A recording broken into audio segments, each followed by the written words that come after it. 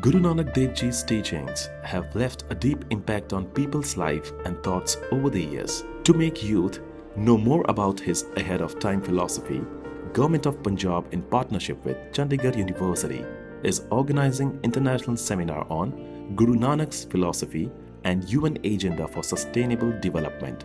The event would be further complemented by the installation of Guru Nanak Chair for Studies in Universal Advancement at Chandigarh University campus, which will promote research around the impeccable teaching of Guru Nanak Dev Ji. Chief guest, Gyani Harpreet Singh Ji, Jathedar of Akal Takht. We believe the chair that would be established at the campus to disseminate the teaching of Guru Nanak Dev Ji will contribute to furthering the message of peace and universal brotherhood.